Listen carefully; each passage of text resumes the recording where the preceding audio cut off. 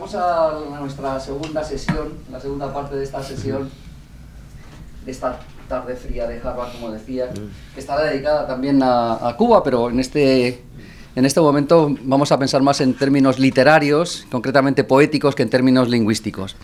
Y para ello contamos con la figura de un creador de origen cubano, residente en Estados Unidos, ahora mismo en Miami o Miami, desde hace mucho tiempo, que es Orlando Rosardi, nacido en La Habana, autor de una amplísima obra, tanto filológica como de estudios literarios, como obra literaria propiamente dicha.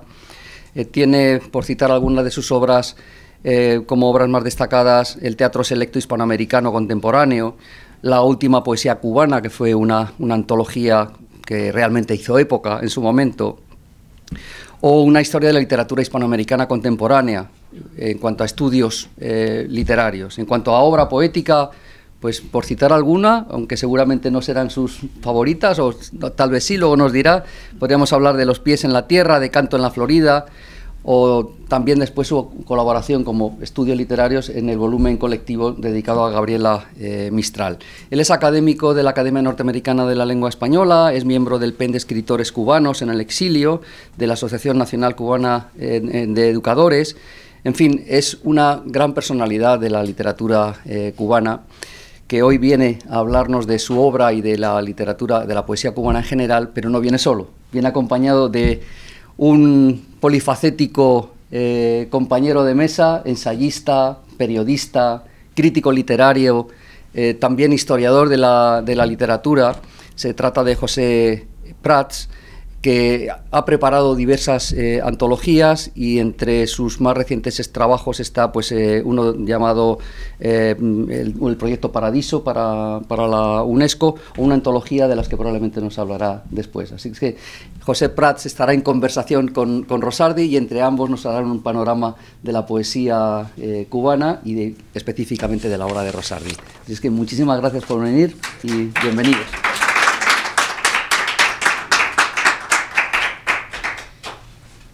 Bueno, muchas gracias a Humberto y a mi querido amigo Orlando, y por supuesto al observatorio y a Paco, acabo de conocerlo, pero también muchísimas gracias por invitarme, porque me obligaron a preparar una introducción a la poesía cubana hoy. Se llama Ahora en la poesía cubana. Voy a leérselo rápido. Voy a omitir algunas, como hiciste tú con las estadísticas, voy a omitir alguna relación de nombres. Sí, y la idea es que le sirva, ya nos pusimos de acuerdo, desde luego, aunque va a parecer muy espontáneo, pero mentira, todo está ya, todo está preparado, hasta los gestos. Entonces, bueno, les leo el texto. No creo que George Santayana, y mucho menos su inolvidable alter ego Oliver Alden, genialmente modelado en su única novela, The Last Puritan, se dejarían enturbiar hoy por la enredada red de redes.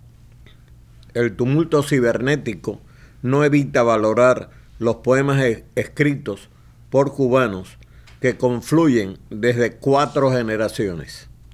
Ni en aquel culterano Boston, donde Santayana impartía clases de filosofía, o en este salón de Harvard en 2018, ni en La Habana de Alejo Carpentier, o en el Madrid de Gastón Vaquero, en el Miami de Lidia Cabrera, o en el Guantánamo de Regino Botti, hay suficiente tumulto para que los catastrofistas logren despedirnos de la poesía. Las corrientes temáticas y estilísticas suelen distinguirse a pesar del masivo tumulto, similar en cualquier otra nación de habla hispana, en cualquier otra lengua. El alboroto producido por la multitud de poetas con acceso a publicar no pasa de ser un fenómeno soso y sonso. Los críticos literarios más cáusticos hablan de que se pasó de lo deplorable a lo mediocre. La proporción de mentecateces por poema no es mayor que en otras épocas. Lo que sucede es que hoy nos enteramos enseguida de casi el cupo de simplezas y tonterías, al punto de que huimos despavoridos ante tanta trivialidad, sobre todo en el espacio virtual. Es cierto que la reproducción masiva ha complicado las recepciones, pero no por nublado dejan de estar ahí los nuevos arroyos y riachuelos, los poemas que hoy nacen que por su fuerza expresiva resuenan en la pantalla o en el papel con la misma intensidad artística que hace 26 siglos en la Grecia de Safo. Desde la proa del velero Black Swan, este era el velero de Peter Allen, el padre de Oliver, el personaje central de esta novela maravillosa The Last Puritan, de George Santayana. Desde la proa del velero Black Swan se disfruta con saludable desenfado la literatura escrita en español por autores nacidos en Cuba. Este invierno de 2018, además, se continúa ridiculizando y arrugando el virus político que emite muros sectarios. Por suerte ya es anacrónico decir que piensen como piensen los autores o estén donde estén. Los deslindes ideológicos y represiones políticas se arrumban en el almacén de antigüedades o en alguna venduta para fanáticos, entre las ruinas sin escombros de una revolución que se va apagando con demasiada lentitud. De ahí que antes de una caracterización deba reconocer esfuerzos antológicos que dejaron ecumenicidades hace más de medio siglo, como la realizada por Humberto López Morales en 1963 y en la convaleciente década de los 70 a partir de la realizada y prologada por Orlando Rodríguez Sardiñas, Rosardi, para la madrileña Hispanova de Ediciones en 1973, con La Zafra de Wilfredo Lam en su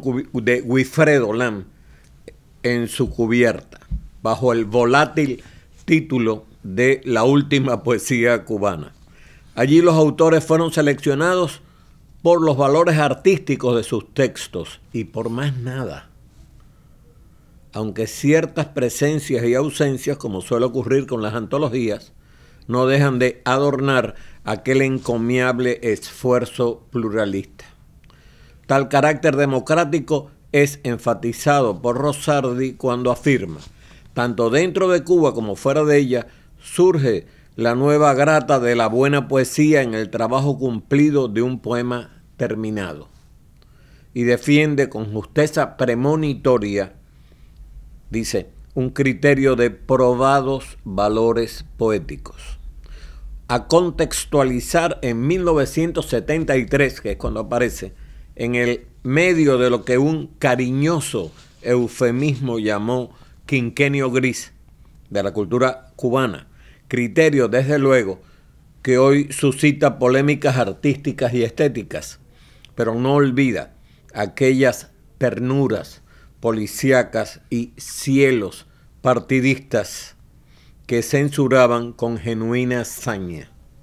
Sin embargo, cuando se revisan cronológicamente las antologías de poesía cubana, de entonces a hoy, se observa que, por lo general, prevalece este criterio artístico fundacional, ajeno a bandazos exógenos, que se admira en la antología de Rosardi, publicada hace 45 años. 3 caudalosos ríos expresivos parecen cubrir el paisaje poético de autores de habla hispana en 2018, de habla hispana, rodeados como en cualquier otra lengua por tenaces desiertos de literatos mediocres, desbocados en editoriales, recitales, concursos y ferias, carentes de don o talento, de esa gracia que se considera genética, un regalo de Dios o de Anaximandro en el girar de su cilindro. Los poetas nacidos en Cuba contribuyen con sus textos a la lozanía y belleza de los tres ríos. Parecen cantar, María, por tu foto del examen, en tu cubículo, parecen cantar con José Lezama Lima a El arco invisible de Viñales, uno de los grandes poemas de Lezama, y su mágico doncel vendedor de estalactitas, entre rocío de cocuyos. Los donceles transitan anímicamente de estrofas en tercera persona a otras en primera persona por mixturas manieristas hacia la agudeza melancólica de la retirada. Ellos enuncian vigorosos torrentes encrespados, no solo hermosos, de la topología geográfica cubana, quizás como elemento clave de la inefable cubanidad, ese adorno del romanticismo, la cubanidad, que aún llevamos de arete patriótico en una oreja surreal. Un primer río exhibe, por predominio desde luego, una tendencia hacia el hermetismo y los artificios sinuosos. Se consideran a sí mismos poetas neobarrocos y en algunos casos se llaman poetas de la dificultad, que sitúan con múltiples características hasta exaltar la metáfora o la sinécdoque alusiva, oculterana, a veces manierista, a veces críptica, a veces petulante. Andan dentro de la conocida reflexión de José Lezama Lima en la expresión americana. Solo lo difícil es estimulante, decía Lezama. Solo la resistencia que nos reta es capaz de enarcar, suscitar y mantener nuestra potencia de conocimiento. Pero en realidad, ¿qué es lo difícil? Lo sumergido tan solo en las maternales aguas de lo oscuro. Lo originario sin causalidad, antítesis o logo, es, dice Lezama, aquí termina la cita, es la forma en devenir en que un paisaje acude hacia un sentido. Entre Rolando, bueno, entonces viene una cita de una serie de autores que paso por alto aquí también. Cito unos poemas de un joven que está en la antología esta más reciente de poetas jóvenes cubanos, menores de 35 años, que acaba de salir publicada. Acabo de donar el otro ejemplar que me quedaba a la biblioteca de Harvard. Aquí viene una serie de referencias a poetas y me detengo en Pablo de Cuba Soria, un poeta que vive en Richmond, pero que es de los que se han publicado dentro de Cuba y fuera de Cuba. Así ocurre también con los poemas menos herméticos del tan valioso Carlos Augusto Alfonso.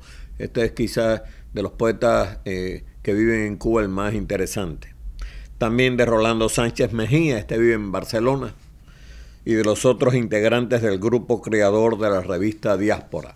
La diáspora cubana, como ustedes saben,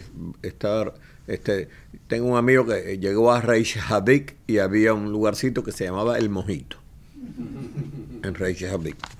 Muchas veces los poemas de Pablo de Cuba Soria lanzan señales con una peligrosa carga irónica, quizás proveniente de su buen conocimiento de Ezra Pound, además de su admiración y familiaridad con la poesía de habla inglesa del modernismo y sus brillantes discípulos.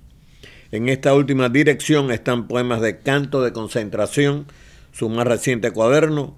Un peculiar disfrute genera las presencias estilísticas de poemas de John Ashbery en algunos de sus textos, que enriquecen su fuerte expresividad y lo distinguen entre sus coetáneos. El río neobarroco, como vemos, tiene hoy aguas que se mezclan inteligentemente con otros afluentes. Este es un tema que también ha suscitado mucha, hay una serie de críticos que lo ven como un fenómeno de ahora, producto de la inmigración. No es así. Remito a la correspondencia entre Wallace Stevens y un cubano, José Rodríguez Feo, José Rodríguez Feo es uno de los, por cierto, uno de los 2 cubanos graduados, literatos, ¿no? Graduados de Harvard, Jorge Mañach y José Rodríguez Feo, que fue muy amigo de Wallace Stevens.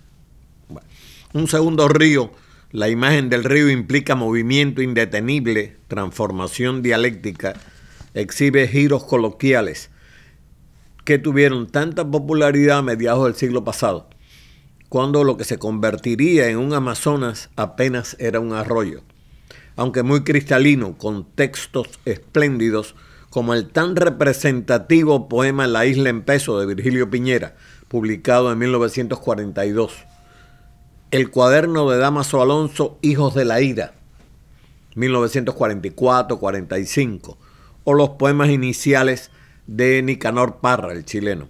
Del reciente libro Se miran los caballos, de Jenny Díaz, y entonces, bueno, cito los poemas de una muchacha que debe tener ahora 28, 29 años, Jenny Díaz, y cito una serie de poemas de ella, de un cuaderno que se llama La noche del erizo, publicado este año. Estoy citando siempre, o trato de citar poemas del 2018. Tiene poemas valiosos, El inaugural La cerca, bueno, y entonces cito a otra poeta, la avispada María Elena Hernández Caballero, se inscribe dentro del nuevo cauce, un nuevo cauce coloquial, diferente al cauce aquel del coloquialismo, menos temeroso de la metáfora y sus vecinos tropológicos, donde se incluyen poemas de una docena generosa de autores cubanos. Cito entonces a unos cuantos. Cito a una poeta cubana que vino muy joven y bueno, se desarrolló en Nueva York como actriz, trabajó de actriz. Mira, ahí sí las feministas no se ponen bravas, porque se ponen bravas con poetisa, pero no con actriz, no con el femenino. La inexcusable Magalia Labau, cuya obra ya recibe las resonancias que merece. Y el tercer río, el de Orlando Rodríguez Sardiñas Rosardi, a cuyos poemas me referiré al final de este breve panorama, exhibe poéticas caracterizadas por un lirismo atemperado en textos narrativos de una cotidianidad que se evoca para revivirla, donde la memoria afectiva es el leitmotiv básico, sin prejuicios hacia ningún artificio por antiguo o lexicalizado que parezca, pero siempre en una tonalidad menos críptica que el primero, es decir, que el neobarroco, o menos conversacional que el segundo río, con cierta tonalidad métrica, ahora lo vamos a ver, y evidente sugerencia conceptualista. Entre Orlando González Esteban, bueno, cito una serie de poetas, y cito a una poeta cubana que vive en Viena, María Elena Blanco, y una serie de poemas de ella. Los tres ríos a veces son enriquecidos, hasta simultáneamente, por autores menos singulares, y en algunos casos con una obra heterogénea, donde pueden convivir uno al lado del otro poemas de fuerza con trivialidades versales. También por tal mixtura andan escritores que chispean en otros géneros literarios, pero que no recibieron el don órfico de la poesía. Se crean situaciones muy engorrosas, ¿no? Bochorno que ocurre con autores famosos por sus novelas, Miguel Barnet, ensayos, Antonio José Ponte, obras teatrales, Antón Arrufat. Este usual fenómeno ahora se repite con la llamada generación cero. Los poetas apuenten entre el fin del milenio y hoy, es decir, los que han comenzado a publicar por primera vez ya en el nuevo milenio. De esta última camada cronológica cito, y viene entonces esta antología Long Playing Poetry, Cuba Generación Año Cero, publicada por la editorial Casa Vacía. Por ahí estaba el ejemplar. La selección y el exagerado prólogo están firmados en Santiago de Cuba y La Habana, donde respectivamente residen los presentadores, uno de los cuales, siguiendo la tradición de Cintio Vitier en 10 poetas cubanos, se autoincluye en la muestra. Según una desparpajante nota final, revisaron poemas de 90 autores, infinidad de libros, más de 150, dicen, aproximadamente 15 antologías y números a montón, cito, números a montón, dice, de revistas. La tonalidad socarrona se advierte desde el título del prólogo. Oigan el prólogo, el título del prólogo. La desmemoria, lenguaje y post-nostalgia en un selfie hecho de prisa ante el foyer del Salón de los Años Cero. Prólogo para una antología definitiva. Bueno, pura broma, pura socarronería. Y esa es la más reciente antología de poetas jóvenes cubanos. Acaba de salir hace un mes. Y entonces cito a los que incluye, cierra con un poeta muy interesante, José Ramón Sánchez, con un poema que se llama El Derrumbe, un campechano homenaje a Joseph Brodsky y a Pedro Juan Gutiérrez, enumerativo y procaz a colocar en el río coloquial por suponer un implícito interlocutor. Los poetas cubanos tienen hoy acceso a las lentas y siempre culpables de pasar los textos por el Big Brother, editoriales oficiales, como Letras Cubanas y Ediciones Unión, a las precarias, provinciales y municipales, y a las privadas de la comunidad cubana en el exterior, Verbum, Casa Vacía, Betania, Silueta, Aduana Vieja. Aduana Vieja es una de las que ha publicado en Valencia. Rialta, Boca Empress. Está asociada al Menara, tiene su sede en Leiden, en Holanda. Surgen dentro del país editoriales independientes. Este es un fenómeno muy interesante de ahora mismo. No oficialistas en la tradición de las religiosas, como fuera la pinareña de Pinar del Río, Vitral. Aunque algunas por ahora solo brinden acceso en el ciberespacio. También hay más posibilidades en editoriales de Chile, España, México, Colombia, en concursos como el Pablo Neruda, ya obtenido por 3 cubanos, encabezados por Fina García Marrús. Fina García Marrús es la única sobreviviente del grupo Orígenes. Está muy mayor ya, 92 años. Bueno, siguiendo una antiquísima tradición, la mayoría de los escritores en cualquier espacio se gana la vida ejerciendo un oficio cercano, en la mejor de las situaciones, a la literatura, a la cultura humanista. La pobreza, para nada irradiante, abunda entre los poetas, mientras tratan agónicamente, competencia, de ser distintos al canon, lograr un clinamen, un desvío que los singularice, aunque a veces lo intentan del modo más fácil, exaltando un deslinde por fechas de nacimiento. Generaciones, razón que suena a fiesta de 15, a piñata de cumpleaños, lo que establece distinciones inexorables en el proceso histórico para críticos literarios sin sensibilidad artística, como le ocurriera a Jorge Mañach, según afirmara con razón Gastón Vaquero, y sin instrumentos retóricos de valoración, al estilo del, por otra parte, talentoso historiador Rafael Rojas, los que Harold Bloom llamaría multiculturalistas. Bueno, esta nomenclatura que estoy usando es la de Bloom, la de Harold Bloom. George Santayana me enseñó, en La razón y el sentido común, que aquellos que no recuerdan el pasado están condenados a repetirlo. De ahí que casi termino con un recordatorio. Hace unos días se cumplió medio siglo de que Heberto Padilla publicara un libro decisivo en la cultura cubana contemporánea, Fuera del Juego. Lo conmemoramos por considerarlo un torrente inexcusable entre los más importantes coloquialismos de habla hispana y un valiente bofetón al poder. Varias hipótesis se pueden lanzar sobre cuáles poetas cubanos leer bajo la certeza de que hay donde escoger.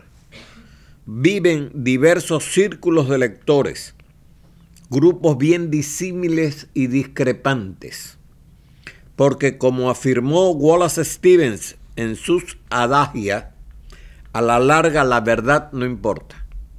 Por lo pronto, hoy, 6 de diciembre, llegamos al Observatorio de la Lengua Española y las Culturas Hispánicas en los Estados Unidos, que mantiene el Instituto Cervantes, a oír poemas del inexcusable Orlando Rodríguez Sardiñas, Rosardi, natural de Regla, en el suroeste de la Bahía Habanera, que pertenece al llamado exilio histórico, pues su salida de Cuba a bordo del buque Covadonga data de noviembre de 1960.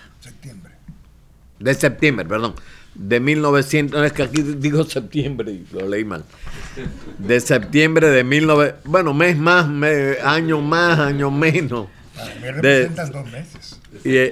Y fíjate que dije al sureste de La Habana, nosotros le decimos a Regla el ultramarino pueblo de Regla, y en realidad está del otro lado de la bahía, lo ves desde La Habana. Bueno, hace la montaña de 58 años.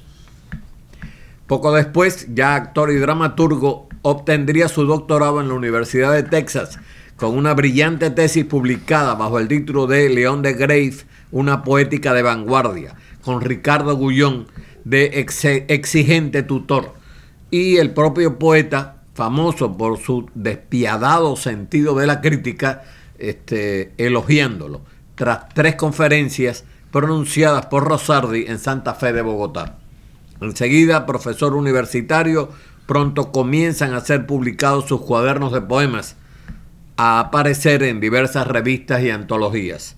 En una reciente entrevista comenta que en el poema, dice, tiene que haber entrada y salida, un poco de azoro, tal vez por haber sido además actor y por mi gusto por el teatro, pienso que el poema debe cerrarse como si se tratara de un telón que cae. Y añade un signo que lo distingue: tiene que emocionarte. El poema debe ponerte la carne de gallina. Ese privilegiar los efectos sensoriales dentro de la intelección en el haz que forma el conjunto de versos es el que se aprecia agudamente en el poema Exilio, perteneciente a los espacios llenos, 1991, es uno de los que ya le pedí que tuviera la gentileza de leernos, en su sección Espacios de Visitas 1.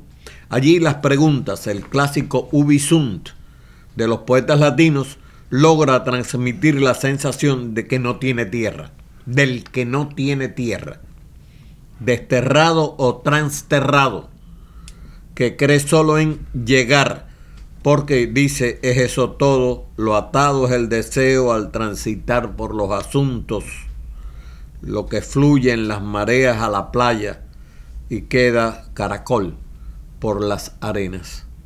Similar sensación de desarraigo, de cierta melancolía del que añora, se aprecia en muchos de los poemas agrupados en Casi la Voz, que es la agrupación esta de los poemas de 1960 hasta el 2008. Como en De muy niño jugaba entre cándidas ausencias, y en los incluidos en totalidad, 2012, sobre todo los del cuaderno a párrafo francés Fundación del Centro. En su reciente Tras los Rostros, 2017, es el más reciente cuaderno de poemas publicado por Rosardi, un verso solo dice: la noche es ámbar, para sin ningún énfasis sugerir el tono elegíaco. Su obra poética la sitúo, aunque a veces neobarroca, en el tercer río, porque su conciencia de las palabras lo hace salir sin aspavientos herméticos ni melindres coloquiales a los descampados de la lengua, a observar y recordar, a enriquecerse con nuevos giros y acepciones, con palabras perdidas y tan nuevas que los amantes del léxico, ustedes, se las arrebatan. Rosardi se arriesga al juego y logra cruzar los peligrosos tumultos Enseguida oiremos sus versos.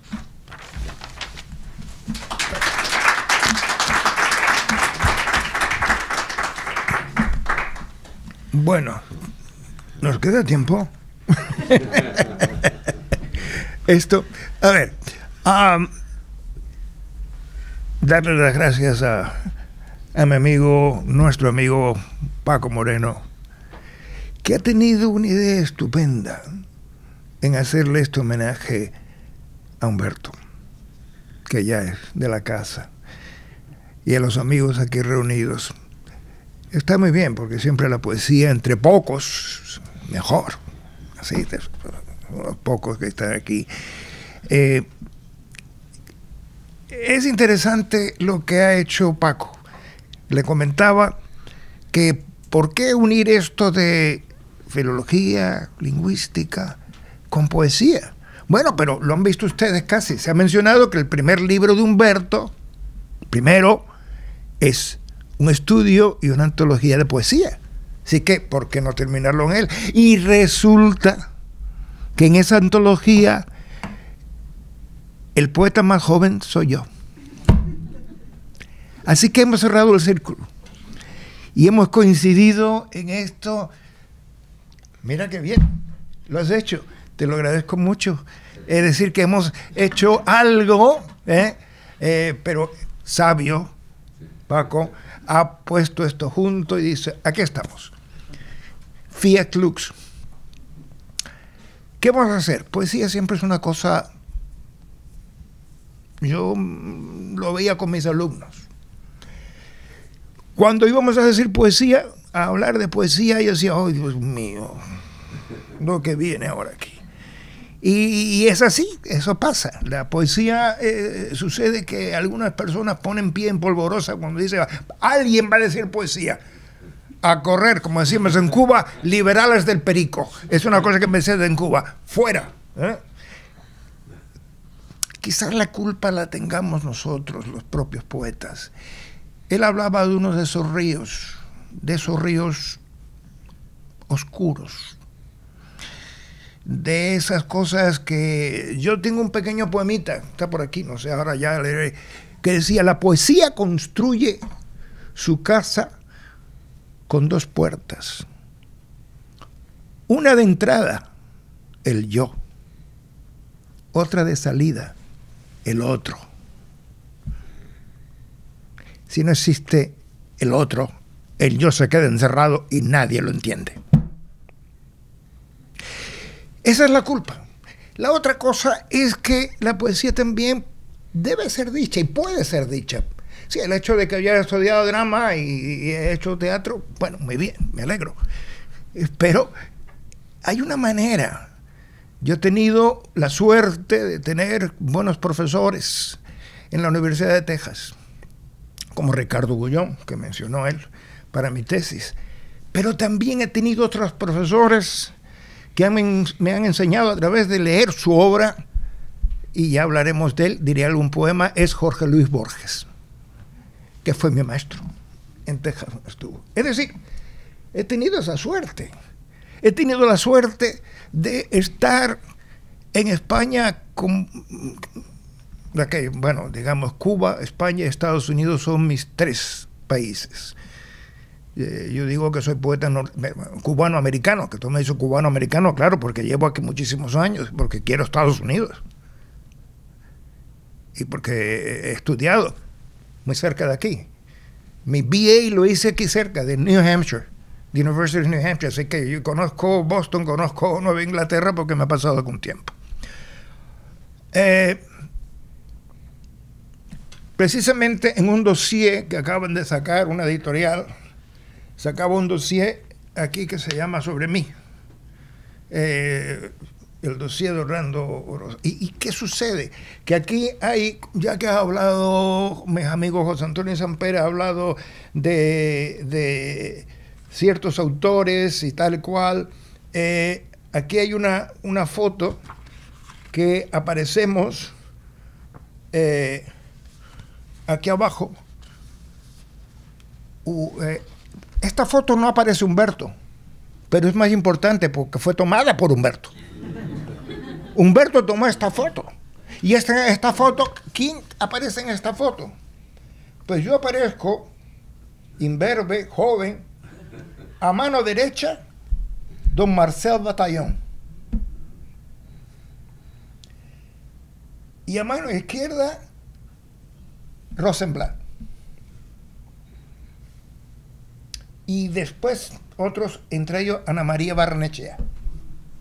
Es decir, hay fotos, y digo yo, qué bien. Y aquí aparecemos una foto, ¿verdad?, de Humberto, de lo más joven, en el barco que mencionaba, él que tú mencionaste, el barco Covadonga, con un grupo de jóvenes cubanos que salíamos en ese momento de allá. Pero bueno, vamos a decirle unos versos. Le prometo que no les va a cansar, porque yo la poesía, en fin, yo trato de, como dice el telón, se abre el telón, aparecen los dos personajes, y luego cae el telón. Entonces, ¿cómo voy a empezar? Pues, él mencionó este poema. De muy niño jugaba entre cándidas ausencias.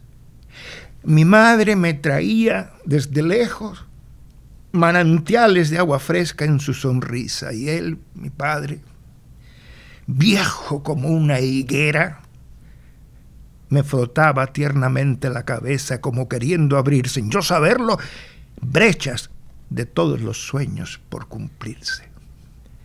De muy niño andaba como sordo entre las cosas. Pasaban de uno a otro color las tardes y las nubes, volaban los grillos dando saltos por las pitas, izaban banderas de manos y rostros al desfile, se ponían a contar sus cuentos las adelfas, que ahora se cuentan, y yo me adormecía entre juegos con la calma del que se devora poco a poco, noche tras las noches, poco a poco. De muy niño no soñé siquiera con el niño que ahora soy. El que se pierde por las calles en busca de un contorno, el que anda todavía a paso corto en las aceras y se sienta a oír como al helado por los parques, fuentes, nombres propios, hojas sueltas, risas, a ver por el desfile las idas y las vueltas, a recordar los grillos y las pitas que antes ya fueron, y se echa a bostezar, cabeza abajo, a ver si surgen de algún sitio manantiales de agua fresca que le inunden tiernamente las ausencias.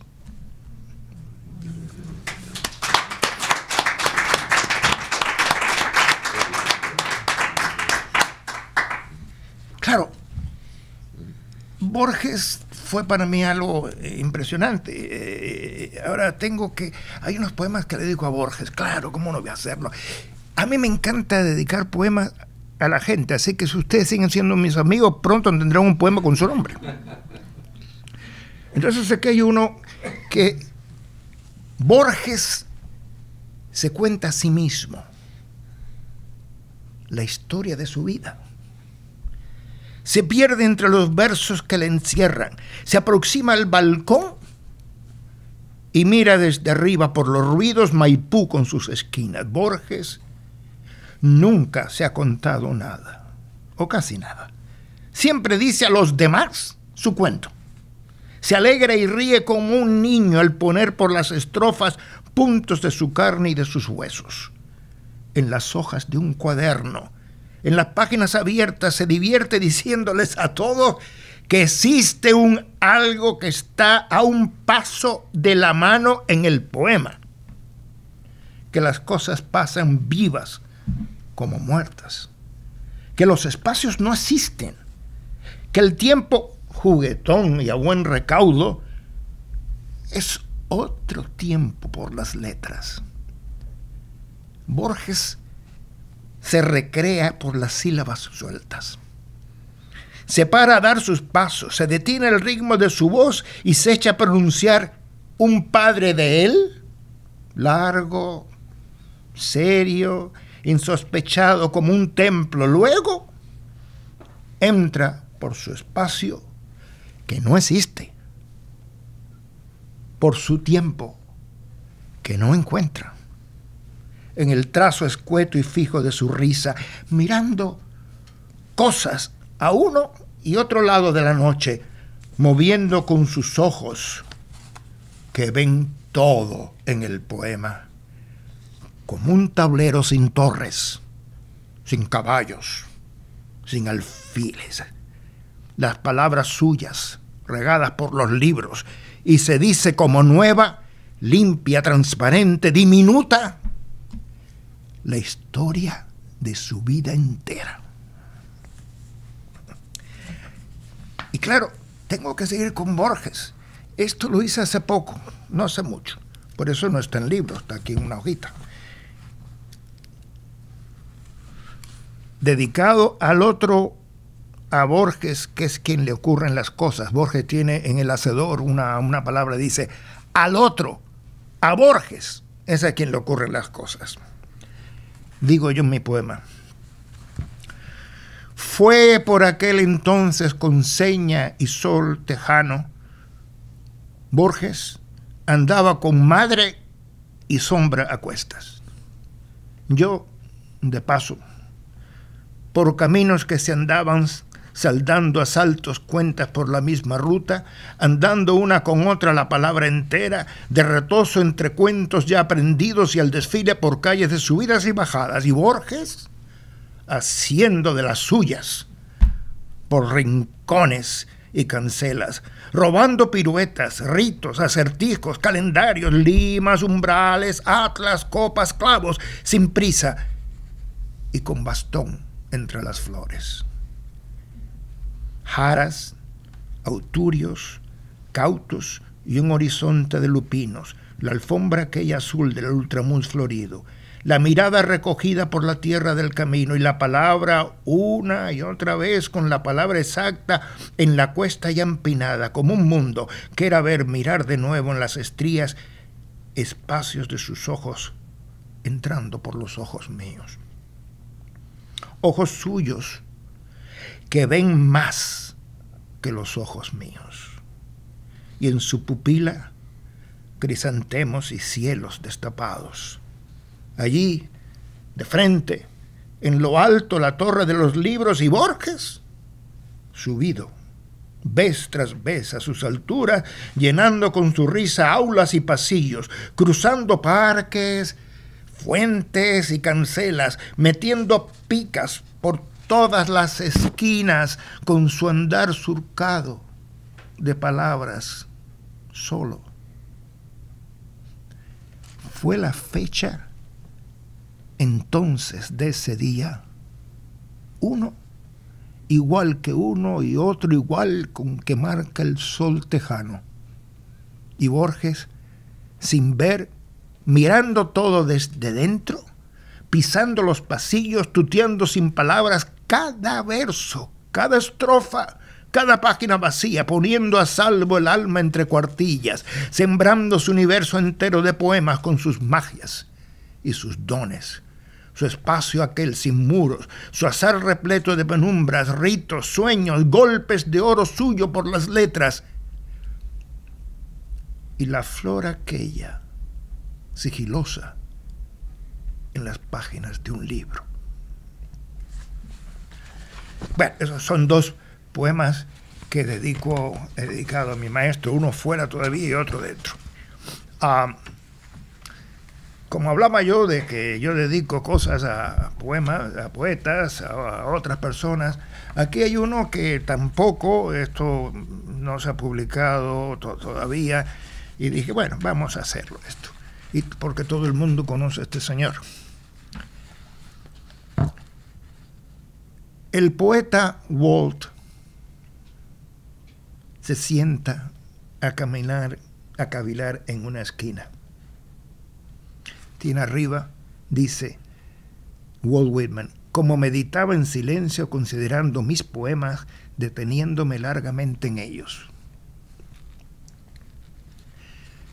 Entonces Walt Whitman está cavilando y dice, el poeta Walt se sienta a cavilar en una esquina. Una mano en la otra mano el sueño en un bolsillo. Es ese más alto, con frente que cubre todas sus ausencias, con ojos que ven desde muy lejos los tiempos que aún le quedan por andar al calendario y versos afilados al cuaderno. Barba cana, que puso ya en remojo la argucia de la guerra, camisa abierta y palabra dicha entre palabras que suenan a trasmundo, palabras como brechas que se escapan al vacío y duelen en la huida. Es que hay tanto que decir. Por cierto que ese yo, que es él, y que es también conmigo ese intento de ser uno con otro por el él desparramado, se encima al borde de los versos. Estira su yo entre márgenes y líneas. Su yo, cantado en 2 o 3 cuartillas, andando milco para arriba y para abajo, saltando los peldaños, bajando una y otra vez los mismos rostros, y el cuarto oscuro en el cielo oscuro, con cristales entre sombras y bulevar perdiéndose en ventanas más acá de la esperanza, y todo entrando al canto que canta Walt a su manera. Walt respira y se acomoda la sonrisa. Walt medita y siente lo que siente a su manera, y canta de sí mismo lo que el mundo espera, lo que el canto espera. Es que hay tanto por cantar. Walt cavila con la mano en el bolsillo, metido el sueño entre los dedos, solfeando sus palabras, venciendo el tiempo que le mira desde lejos, el tiempo suyo para el tiempo mío. Walt, entrado en años, echado a retosar entre las letras que va y dice: cada átomo de mí también lo sois vosotros. Tú, poeta, a quien invito al canto mientras ando y siento mis pisadas por la hierba. Es que hay tanto que pensar. Miro con los ojos que me miran desde años que aún no han sido. Miro mi tierra acurrucada, prendida por los techos y las calles que arden en todos los rincones, y las noches que trafican día a día sus noches intranquilas, donde mueren de cariño todos los colores, donde la guerra tuya es la guerra mía, y la de él, y la del otro, y salta a su combate el brazo que es tuyo y es el mío. Walt medita, cavila, la pierna suelta. Canta hasta mi oído el milagro de ser quien es y busca con sus dedos de la mano el texto de su vida. Es que hay tanto que vivir. Walt es ese que se acerca por la orilla y sube por el pecho hasta el deseo. Se cuela y trasluce tras las puertas, como extraño que sale al paso de otro extraño por sus libros, por el cuerpo de su voz que ha varado entre las letras el canto de sí mismo, tocando como Adán su cuerpo entero. Es que hay tanto que escribir. Y Walt lo ausculta todo, y mima todo, y besa, y barrunta todo, sentado a cavilar su sueño americano, jugando a destapar sobre el tapete el hoy con su futuro, su ser de poco a poco que asoma su cuerpo en el mañana, que no es otro que el hoy que vivimos. Y el hoy se estira, el hoy se prodiga y vierte por los ojos hasta su ser entero. ¡Ah! Es que hay tanto que cantar.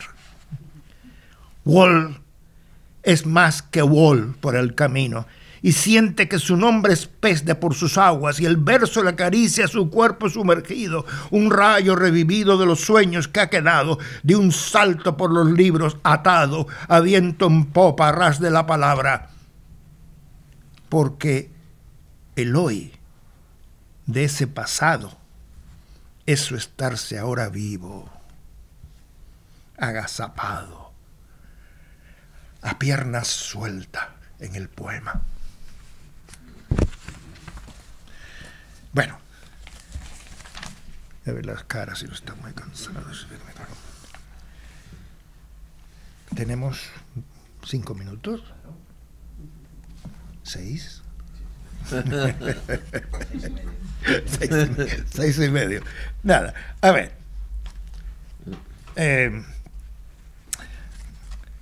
Déjeme ver una cosita, no quiero... bueno. Para divertirnos un poco, aquí hay algo. Ponernos a hacer versos. Una vez me divertí mucho con alguien que hablaba de los versos, de los poemas, y digo yo, ponernos a hacer versos con mucho o poco son y ton. Qué ocupación tan rara esa de hacer versos. Ponerse a eso.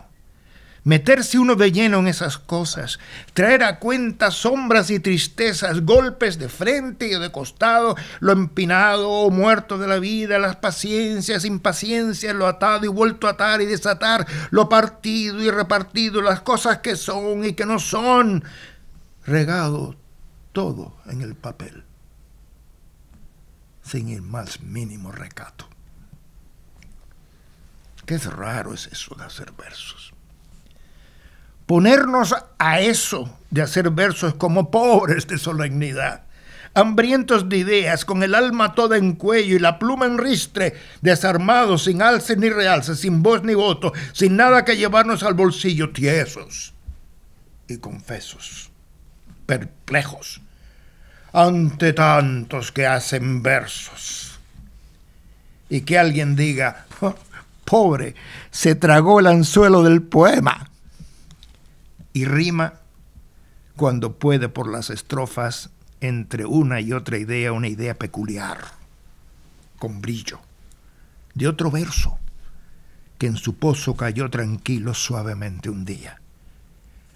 Ponernos a hacer versos con tanta buena presunción en esta feria novelada de la vida, con tanto surco abierto a otras cosechas, con tanta reja armada, penetrada con delirios, gritos y candelas. Qué raro es eso de hacer versos. A estas horas, a estas malas nuevas de hoy en día, donde casi nadie entiende qué es poema y mucho menos poesía. ¿Qué es eso de hacer versos? A estas horas de estas fechas que no llegan a su forma exacta, que no acaban de ser ni puente ni marea, en que casi nada importa. En este instante tan cerrado, tan nutrido, en que casi nadie escucha. Es un poco divertido, ¿no? Para divertirme, pero efectivamente a veces eso sucede. Sucede mucho, con mucha frecuencia. Y entonces, pues nada, esto es. Quizás estoy un poco desvirtuando esto porque yo, entre mucha poesía, a veces me divierto, trato de divertirme y dicen, no, poesía no es solamente esa tristeza, clavándose clavos y cuchillos y tristeza. No, yo entonces digo, voy a divertirme un poco y hago alguna de estas cosas. Ahora bien,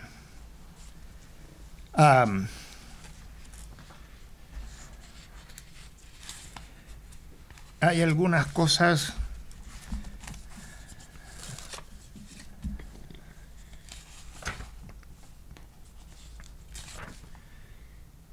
bueno, este es otro más o menos de pasan cosas.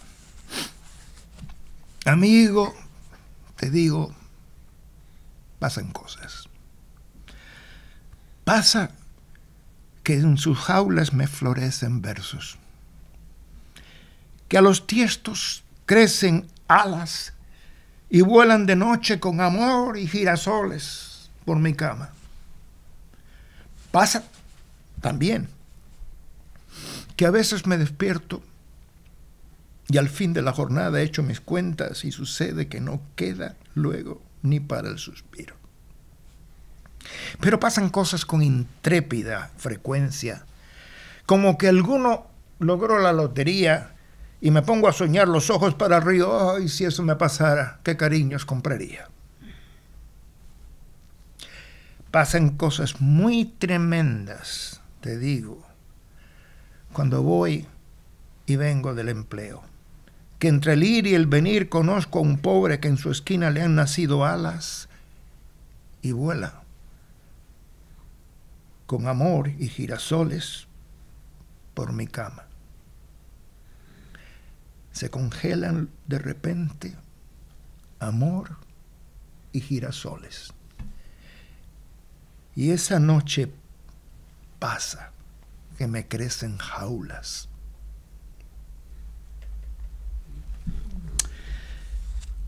No sé si ponernos un poco más serio. Hemos estado jugando demasiado ya.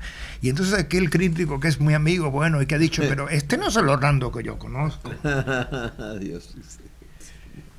He querido hoy un poco decir, bueno, dar un poco de algo. Si se dan cuenta de algo aquí, y dedico un poema aquí a esta persona. Yo me enfrenté en una lectura en España, en el sur, con una persona que leímos los dos a la vez, y era una enorme poeta, que amiga, tengo libros dedicados por ella, que se llamaba Gloria Fuertes. Gloria Fuertes y yo hemos recitado, pero ella era muy buena también diciendo cosas, con esa voz que tenía. Y yo digo, ¿cómo yo voy a esta señora? Pero bueno, los dos hicimos un match, ¿verdad? Los dos. Y entonces, y esta se lo dedico yo a ella, para tener esto, para Gloria Fuerte. Se llama Cavilaciones. Los ríos de este mundo, fíjense un poco que estoy imitándola a ella. Los ríos de este mundo están más muertos que mi abuela. Los mató la gente y nadie la persigue. Las calles de este mundo están tan afiladas, tan llenas de cuchillos, los clava el tiempo y nadie le encierra. Los pobres de este mundo están tan solos que fusila el alma y nadie les conversa. Y yo por este mundo voy echando mis poemas que a nadie importa y nadie los para. Y tú andas por ahí, saltando, tan muerta que da miedo y nadie te detiene. Estos son estos poemas, y esto se dieron cuenta que era Gloria Fuerte, porque en ese momento era imitándola un poco a ella, dice, pero para ella, ¿qué voy a hacer? Pero es que me encantaba esa mujer y lo que escribió. Ahora bien,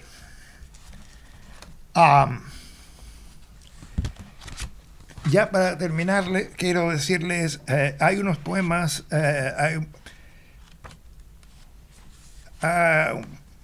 dos o tres cositas nada más, muy serias.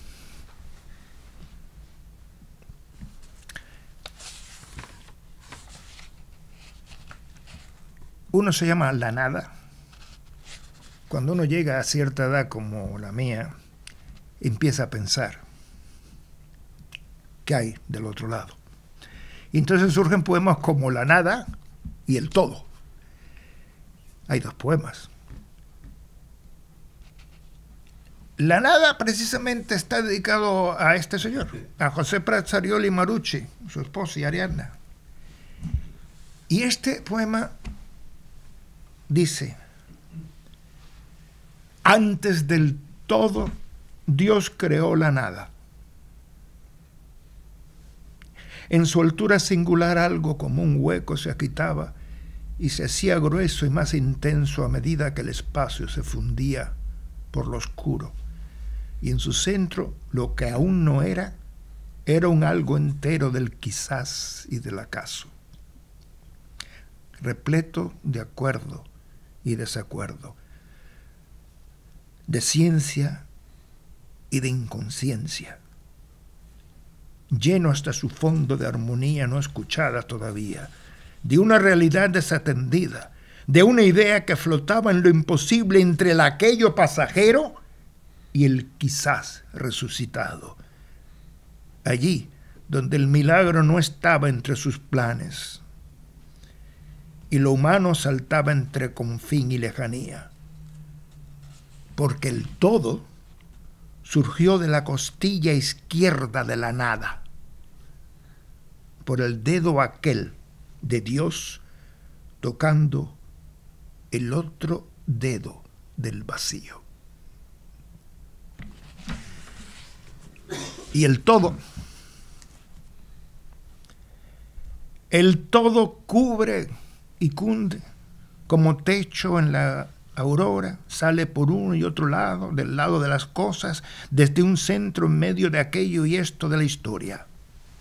El todo brota del verbo hacer y también de la palabra ahora, y se agolpa y se amotina entre lo visto y lo sentido, entre el vasto serlo siempre y aquel resto del acaso por las cosas que se afanan en ser la cosa misma, y lo que es ya asunto, y lo visto y vuelto a ver entre las manos.